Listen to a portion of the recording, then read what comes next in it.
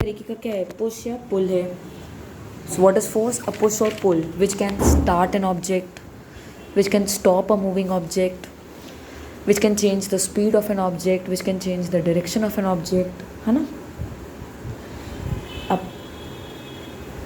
अगर दो forces same direction में एक्ट हो रहे हैं, जैसे कार रुक जाती है पानी में तो उसको धक्का लगाते हैं, तो जो नेट फोर्स है वो क्या है, इनका सम ऑफ फोर्सेस है. जैसे मान लो A 50 न्यूटन अप्लाई कर रहा है, B 60 न्यूटन, तो नेट फोर्स क्या हो जाएगा 110 न्यूटन. बट अगर मान लो हम लोग टग ऑफ वॉर खेल रहे हैं, तुम यहाँ से 50 न्यूटन अप्लाई कर रहे हो, मैं यहाँ से 60 न्यूटन अप्लाई कर रही हूँ, तो नेट फोर्स क्या हो जाएगा, या नेट रिजल्टेंट फोर्स क्या हो जाएगा 60 newton minus 50 newton, that is 10 newton. Minus कर देंगे हम लोग क्योंकि we are applying the forces in the opposite direction. Force की यूनिट क्या होती है, न्यूटन. क्या होती है फोर्स की unit, N 50 newton. Now there are two types of forces, contact and non contact.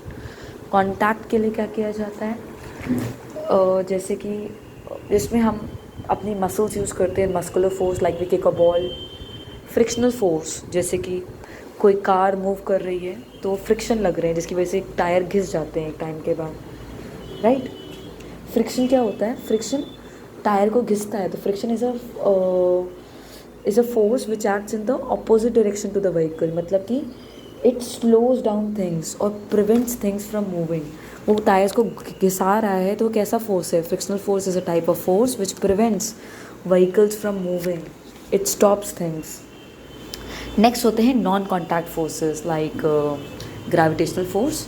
हम कोई चीज़ ऊपर फेंकते हैं, वो नीचे आती ही आती है, अर्थ उसको नहीं छूती है, बस अर्थ उसको अट्रैक्ट करती है दूर से, ठीक है. तो the earth attracts the things towards itself because of gravity, right. Now every object exerts this force on every other object. Her object दूसरे ऑब्जेक्ट पर ये फोर्स एक्सर्ट करता है क्योंकि अर्थ के अंदर ग्रेविटेशनल फोर्स है. अब ये फोर्स किस पे डिपेंड करता है, ये फोर्स डिपेंड करता है मास ऑफ एन ऑब्जेक्ट पे.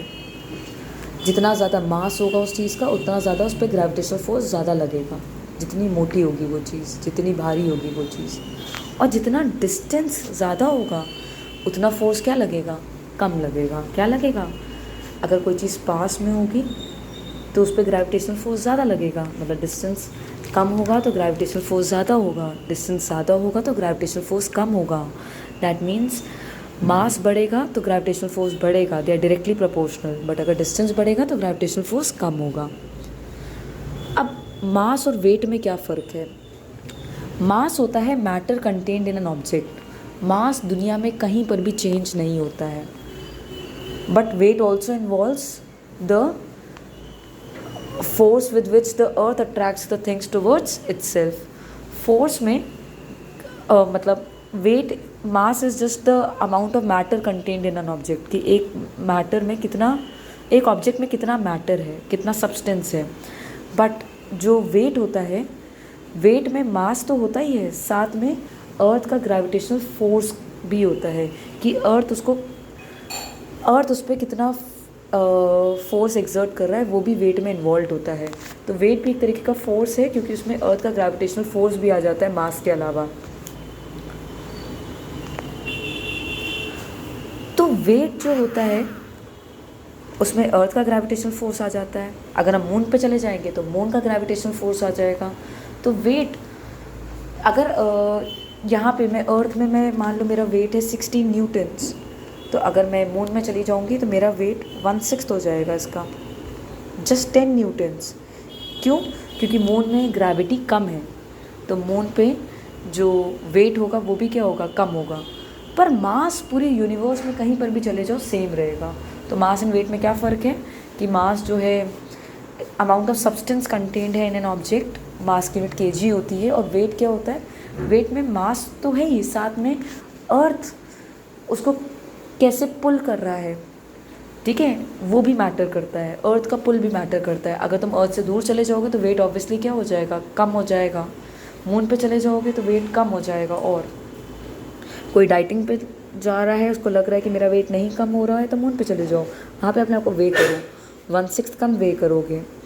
मैग्नेटिक फोर्स क्या है? Magnetic force is a force with which iron, निकल, कोबाल्ट, ये सब चीज़ें क्या करती हैं, अट्रैक्ट करती हैं ऑब्जेक्ट्स को।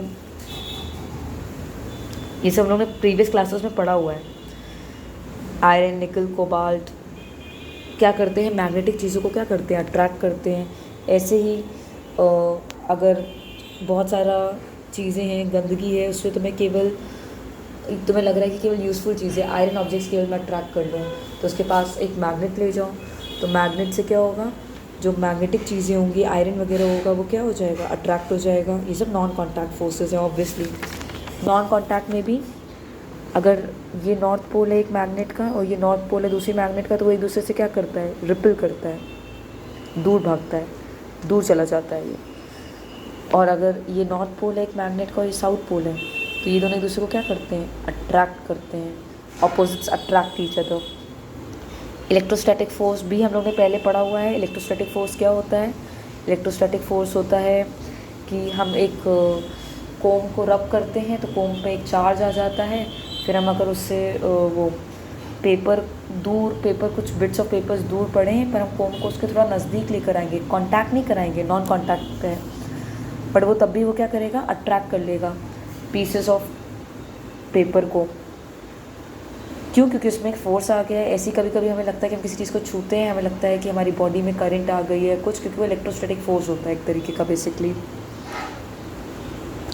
हम लोग प्रेशर भी पढ़ चुके हैं पहले। प्रेशर क्या होता है? Force upon area. It is the force acting per unit area. Pressure की यूनिट होती है पास्कल, PA। फोर्स की होती है न्यूटन पर मीटर स्क्वायर। मतलब 1 pascal is equal to 1 newton per metre square. Pressure is equal to force upon area. अगर कोई चीज़ जैसे दी हुई है 10 सेंटीमीटर इंटू 5 सेंटीमीटर, तो उसका एरिया हो जाएगा L/B 50 सेंटीमीटर स्क्वायर। बट हम इसको किस में कन्वर्ट कर लेंगे, और मान लो फोर्स दिया है 100 न्यूटन। पहले हम लोग एरिया को, सेंटीमीटर स्क्वायर को मीटर स्क्वायर में कन्वर्ट कर लेंगे। कैसे? सेंटीमीटर से मीटर में जाने के लिए अपॉन 100 करते हैं, तो सेंटीमीटर स्क्वायर से मीटर स्क्वायर में जाने के लिए अपॉन 100 का स्क्वायर कर देंगे।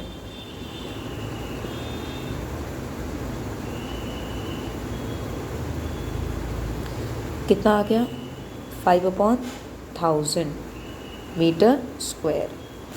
फिर प्रेशर इज इक्वल टू क्या होता है, फोर्स अपॉन एरिया, 5/1000। फिर क्या हो जाएगा, ये रेसिप्रोकल हो जाएगा,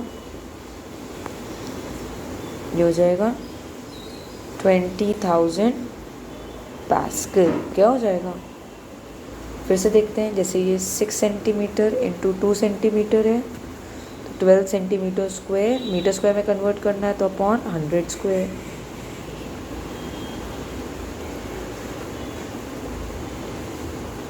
और मान लो फोर्स दिया है 60 न्यूटन, तो 60 फोर्स अपॉन ये एरिया हो गया। फिर क्या कर देंगे, इनटू, फिर इसको क्या कर देंगे, सॉल्व कर देंगे, पास्कल में आंसर आ जाएगा। Obviously pressure is equal to force upon area है, तो अगर तुम फोर्स बढ़ाओगे किसी चीज़ पे तो उस पर प्रेशर क्या होगा, ज़्यादा लगेगा। और अगर एरिया बढ़ाओगे, एरिया क्या करोगे, बढ़ाओगे, तो प्रेशर क्या लगेगा, कम लगेगा। तो हमारे जो बैक के स्ट्रैप्स हैं वो मोटे क्यों होते हैं, ताकि क्या हो जाए, एरिया बढ़ जाए तो हमारे शोल्डर्स पे प्रेशर क्या हो, कम लगे। हमें प्रेशर अपने शोल्डर्स पे कम चाहिए। टायर्स, ट्रक्स के क्यों इतने बड़े बड़े होते हैं, मोटे मोटे होते हैं, ताकि एरिया बढ़ जाए तो रोड पे प्रेशर कम लगे। बिल्डिंग की जो वो होती है फाउंडेशन, वो इतनी बड़ी क्यों बनाई जाती है, देखो बिल्डिंग तो इतनी नीचे का तो ज़्यादा खोदा जाता है और बनाया ऊपर क्या जाता है, कम जाता है, ताकि एरिया बढ़ जाए तो प्रेशर क्या हो, कम लगे और वो ढाए ना, बिल्डिंग गिरे ना। ऐसे ही जब हमें कोई चीज़ कट करनी है, तो हमें कट करनी है तो हम चाहते हैं कि प्रेशर क्या हो, ज़्यादा लगे, तभी तो वो कट होगी। तो हम क्या करते हैं, हम शार्प नाइफ़ लेते हैं, क्योंकि शार्प नाइफ़ है, नाइफ़ अगर शार्प है तो उसका एरिया क्या है, कम है। पर अगर नाइफ़ अगर ब्लंट है तो एरिया क्या है, ज़्यादा है।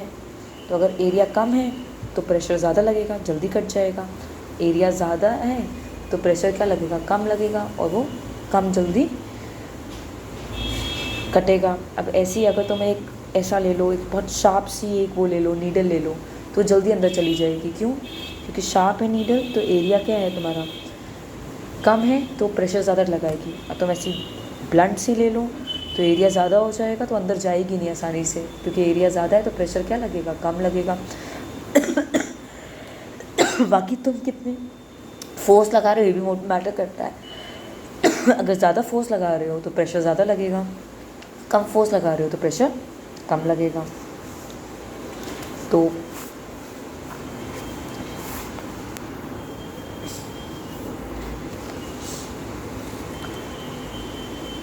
जैसे कि हम लोग सेंटीमीटर ग्राम्स वो लेते हैं, हम लोग सेंटीमीटर ग्राम सिस्टम जब लेते हैं हम लोग, सेंटीमीटर ग्राम सेकेंड,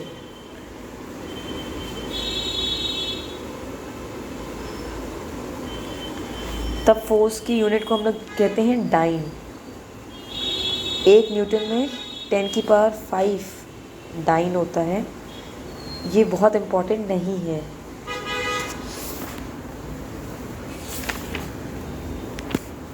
अब नेक्स्ट हम लोग बात करते हैं कि हम लोग प्रेशर का यूज़ कब करते हैं अपनी एवरीडे लाइफ में। कैमल्स के फीट देखें, इतने ब्रॉड क्यों होते हैं, ताकि एरिया बढ़ जाएगा तो प्रेशर क्या लगेगा, कम लगेगा। लिक्विड्स भी प्रेशर एक्सर्ट करते हैं, लिक्विड प्रेशर एक्सर्ट करते हैं in all directions, in all directions, आगे भी, पीछे भी, दाएं भी, बाएं भी। और जितना ज़्यादा हम नीचे जाते जाएंगे उतना प्रेशर क्या होता जाएगा, ज़्यादा होता जाएगा। मतलब ऊपर से नल होगा तो बस यहाँ तक पानी आएगा, नीचे होगा तो ज़्यादा पानी आएगा, जहाँ दूर तक जाएगा, ज़्यादा प्रेशर से आएगा पानी। तभी तो स्विमिंग पूल में हम कहते हैं कि कितना डेप्थ का स्विमिंग पूल है, क्योंकि अगर नीचे होगा तो प्रेशर बहुत ज़्यादा होगा उसका, हमारी बॉडी बर्दाश्त कर पाएगी उतना प्रेशर। अब लिक्विड प्रेशर को मेजर करने के लिए हम लोग प्रेशर गॉज यूज़ करते हैं। Simple form of pressure gauge जो बहुत ईजिली अवेलेबल है उसे कहते हैं मैनोमीटर। क्या कहते हैं उसको, मैनोमीटर। तो लिक्विड्स भी प्रेशर एक्सर्ट करते हैं इन ऑल डायरेक्शंस, आगे पीछे, दाएं बाएं। जैसे इस पॉइंट पे यहाँ पर भी, यहाँ पर भी, यहाँ पर भी, यहाँ पर भी, हर तरफ प्रेशर एक्सर्ट करेंगे। पर नीचे जाते जाएंगे तो प्रेशर क्या होता जाएगा, बढ़ता जाएगा। इसलिए हम देखते हैं कि हम जो स्विमिंग वगैरह कर रहे हैं तो कितनी डेप्थ पे है कोई चीज़। और क्या था, एयर हमारे आसपास है वो भी प्रेशर एक्सर्ट करती है हमारे ऊपर, ठीक है। अब हम जैसे जैसे ऊपर चले जाते जाएंगे तो क्या होता जाता है, एयर थिन होती जाती है तो प्रेशर क्या होता है, कम होता है।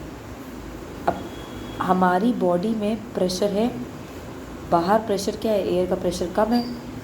दोनों तरफ हमेशा प्रेशर बराबर होना चाहिए। अब बॉडी में प्रेशर ज़्यादा है, बाहर प्रेशर कम है, तो जहाँ प्रेशर ज़्यादा है हमारी बॉडी बाहर प्रेशर एक्सर्ट करेगी। क्या करेगी, बाहर प्रेशर एक्सर्ट करेगी। हमारी बॉडी क्या करेगी, बाहर प्रेशर एक्सर्ट करेगी, हमारी बॉडी बाहर प्रेशर एक्सर्ट करेगी। और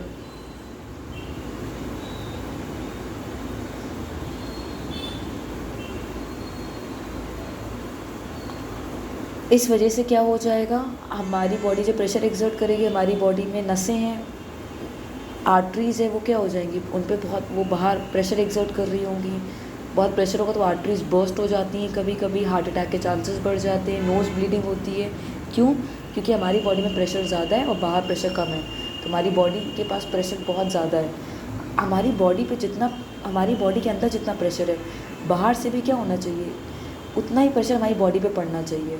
तो जितना प्रेशर अंदर है उतना ही प्रेशर बाहर होगा, मतलब हमारी बॉडी बाहर प्रेशर एक्सर्ट करेगी, बाहर वाली चीज़ अंदर प्रेशर एक्सर्ट करेगी। तो जब प्रेशर नेट रिजल्टेंट प्रेशर 0 होता है तभी सही होता है। अब ऐसे ही पानी में नीचे चले जाओगे, बहुत ज़्यादा नीचे चले जाओगे तो हमारी बॉडी में प्रेशर कम होगा, बाहर प्रेशर बहुत ज़्यादा होगा। तो बाहर की चीज़ जो है, बाहर का एटमॉस्फेयर हम पे प्रेशर एग्जर्ट करेगा, हमारी बॉडी में प्रेशर है ही नहीं, तो क्या होगा, बाहर की चीज़ हम पे प्रेशर एग्जर्ट कर रही है तो हमारी बॉडी क्या हो जाएगी, क्रश हो सकती है। इसलिए हम लोग स्पेशल सूट्स पहनते हैं to prevent our body from crushing, क्योंकि नीचे जाओगे तो प्रेशर बहुत ज़्यादा है। ऐसे ही जब हम किसी चीज़ को स्टीम कर देंगे, किसी बॉटल को, तो उससे सारी एयर बाहर निकल आएगी, तो उसके अंदर अब प्रेशर बचा ही नहीं, एयर ही नहीं है, तो बाहर प्रेशर ज़्यादा है, अंदर प्रेशर है ही नहीं, तो बाहर की एयर क्या करेगी, बॉटल पे प्रेशर एग्जर्ट करेगी। बेचारी बॉटल के पास कोई कुछ है ही नहीं बाहर एग्जर्ट करने के लिए, तो बॉटल क्रश हो जाती है। जब हम लोग सिरिंज के वो स्ट्रॉ कैसे मूव होता है, ये स्ट्रॉ है, हम क्या करते हैं, हम सक करते हैं स्ट्रॉ को, तो हम क्या करते हैं, सारी एयर बाहर ले लेते हैं। तो अब एयर के अंदर, मतलब स्ट्रॉ के अंदर हमने सारी एयर क्या कर ली, सक कर ली स्ट्रॉ से, तो स्ट्रॉ के अंदर तो प्रेशर है ही नहीं, तो बाहर की जो एटमॉस्फेयर है वो क्या करेगा, स्ट्रॉ पे प्रेशर एक्सर्ट करेगा। बाहर क्या है, बाहर क्या है, जूस है, लिक्विड है, उसने प्रेशर एक्सर्ट किया, तो जूस और लिक्विड क्या हो गया, स्ट्रॉ के अंदर चला गया और हमारे माउथ में आ गया। ऐसे ही जब इंजेक्शन लगाता है वो, तो वो क्या करता है, वो क्या करता है, प्रेस करता है, तो जितनी भी एयर होती है वो सारी क्या होती है, बाहर निकल आती है। सारी एयर क्या होती है, बाहर निकल आती है। तो जब सारी एयर बाहर निकल आती है तो उसके अंदर प्रेशर है ही नहीं, तो जो वो कर रहा होता है, जो वो फ्लूइड डालेगा उसके अंदर, वो क्या हो जाएगा, तुरंत क्या हो जाएगा, हमारी बॉडी के अंदर चला जाएगा। पहले इंजेक्शन के अंदर जाएगा, फिर हमारी बॉडी के अंदर जाएगा। मतलब कि तुमने क्या किया, स्ट्रॉ में देखो, तुमने सारी एयर क्या कर ली, बाहर निकाल ली स्ट्रॉ से, स्ट्रॉ के अंदर अब एयर बची नहीं, स्ट्रॉ के अंदर प्रेशर नहीं है, तो आसपास की चीज़ें उस पर प्रेशर एक्सर्ट करेंगे। अब आसपास क्या है, लिक्विड है, तो लिक्विड क्या हो जाएगा, अंदर चला जाएगा, स्ट्रॉ के अंदर चला जाएगा, फिर हम लोग और सक करेंगे तो वो लिक्विड हमारे माउथ में आ जाएगा।